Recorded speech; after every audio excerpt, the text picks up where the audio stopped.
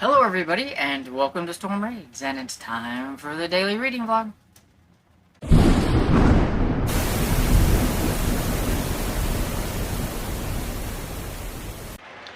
So good afternoon, it's a little after 12 and I'm headed downstairs, and I thought I would pop in and do a little update. So last night I finished Sweet Laurel Falls by Ryan Thane. It was pretty decent. I would give it probably a 4-star. I like the characters and everything.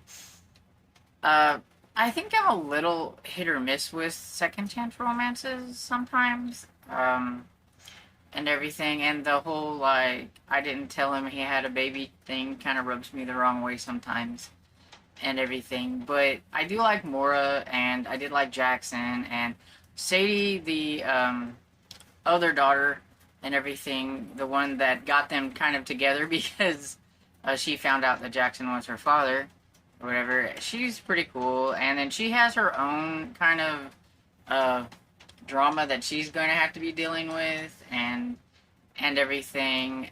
And then you've got Grumpy Harry, which is Jackson's father, and one of the reasons why Jackson left and everything, he left Hope Crossing, and so he was a pretty interesting character.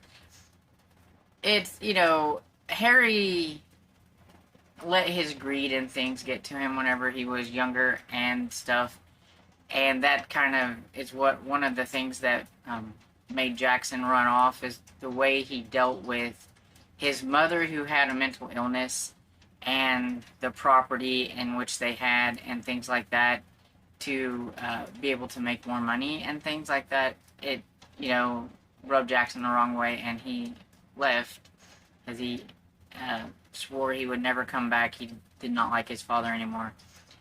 And so they're kind of bridging a gap there, a little bit at a time or whatever with them. And so that was kind of cool. You could tell that Harry felt bad for what he did whenever he was younger, and he lost, he's alone, he doesn't have anybody. He lost his son, his wife, and now he's a kind of a grumpy old man. He had a little bit of a heart attack, I think it was, or stroke, something, and that kind of got him thinking about a few things. There is it's kind of like the little story arc, and you kind of find out who the person is in this one. There's the Angel of Hope's Crossing. Somebody's always donating things to people in need and things like that. So I did like finding that out and everything.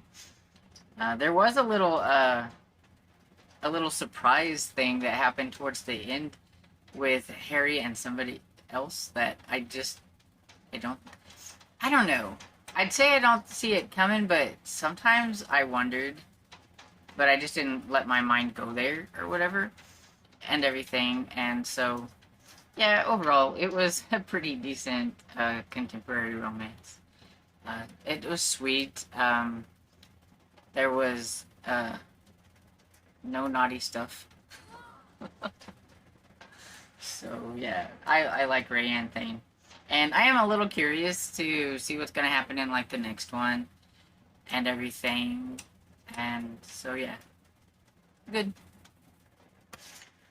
So then, while I was washing dishes this morning, I decided what my next book was going to be.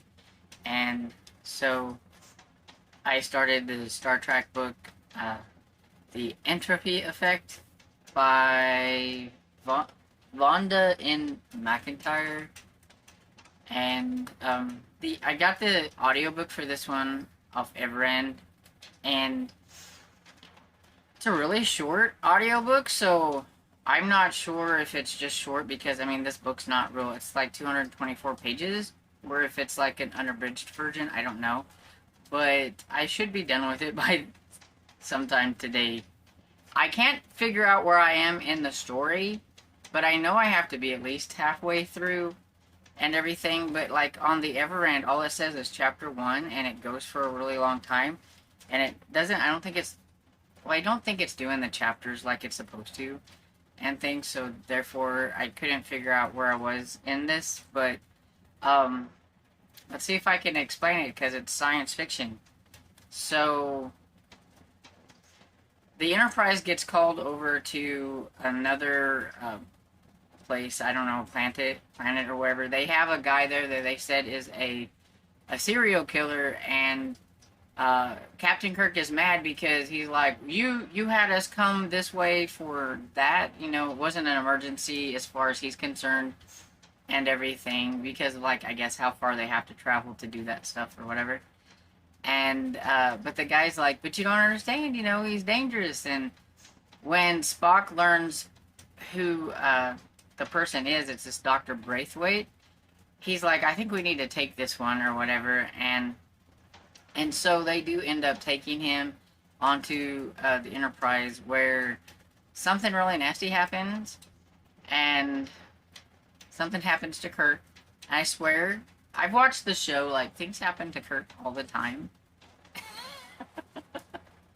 But anyway, this one's going to, it involves time travel, and Spock is going to have to travel back in time to try to stop the things that happen. And I don't know if that's part of what the entropy effect means, or whatever it is. But one thing is, I am listening to this on audio, as I said. Okay, George Takei is the narrator, and Leonard Nimoy gets to do the Spock parts, which is awesome. He gets to do the Spock parts, because I love his voice. But George Takei, he has his own little brand of accent anyway. If you've ever watched, you know. He has his own little accent. So then, him trying to do a McCoy accent and a Scott accent for Montgomery Scott, the little Scottish guy, ain't not good. The Scottish one, I can, like, it's not horrible, but it's like his slight accent with a Scottish twang. But I don't know what he was thinking for McCoy, but he sounds like he's trying to make McCoy into a cowboy.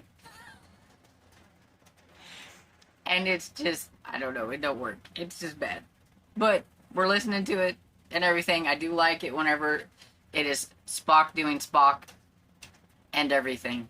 So this one also will count for the audio August, because there is a thing on the board called a graphic audio, and graphic audios are ones that have more than one narrator, and they have special effects and things like this, which this does have special effects and stuff. And it's got the two narrators, so that's cool.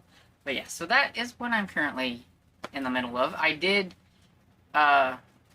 make a video, edit a video, and post a video, and so you all will be seeing that before this. That was my 2 on Tuesday, so I got that done.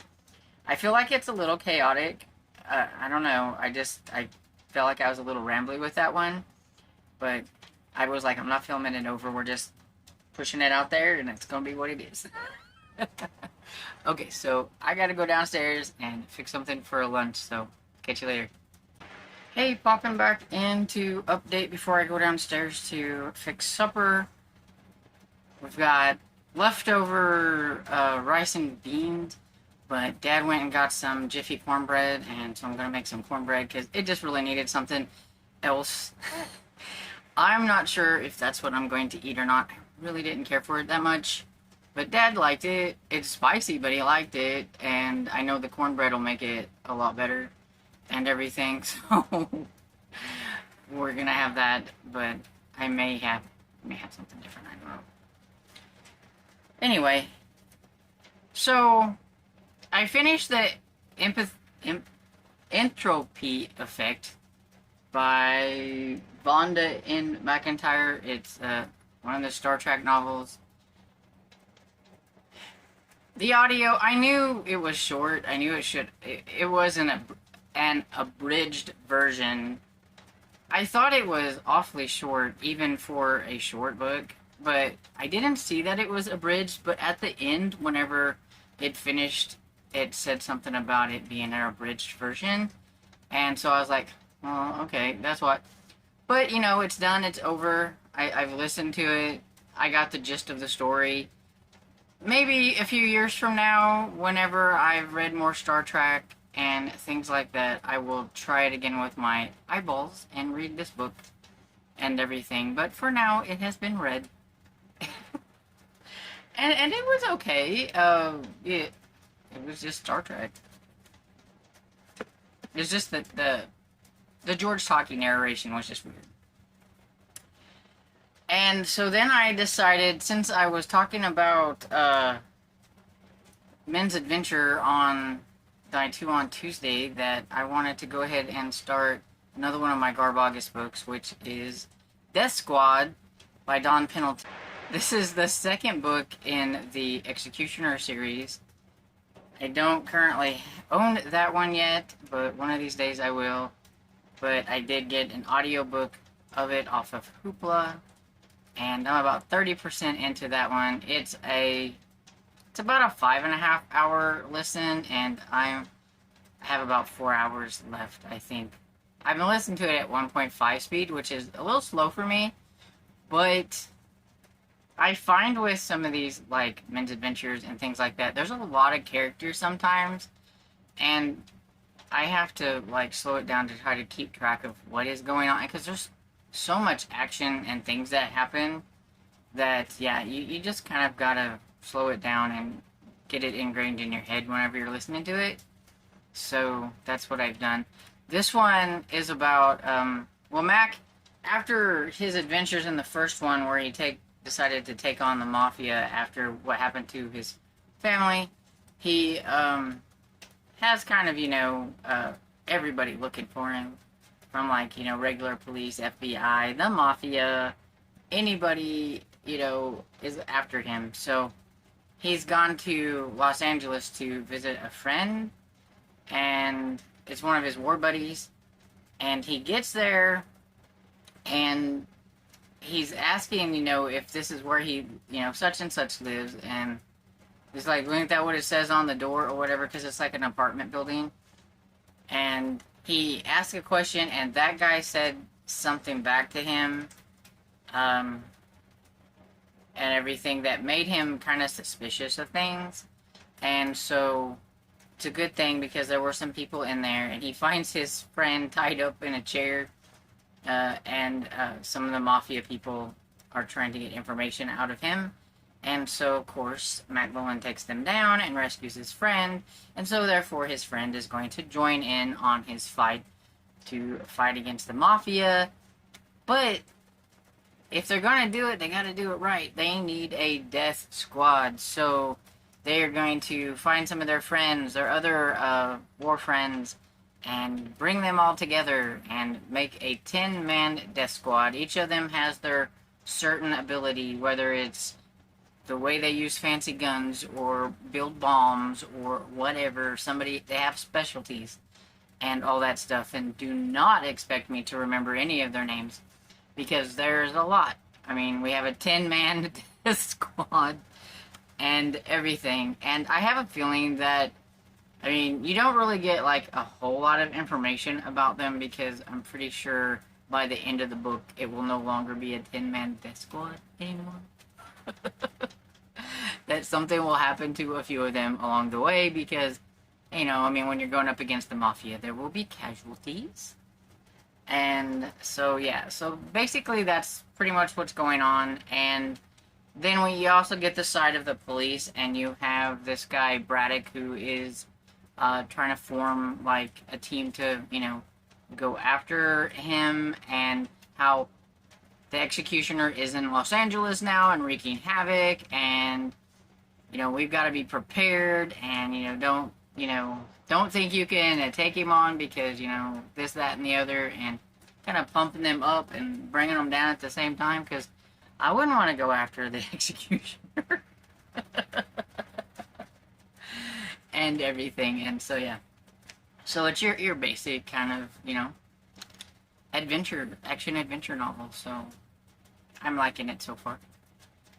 And that's pretty much it. I think that's the only things I worked on. Like, This one, I told you I thought I was like halfway through it. Well, I probably should have been if it was the other way around, but by the time I got downstairs, like, I was in the middle of fixing lunch and it finished. It didn't take me long.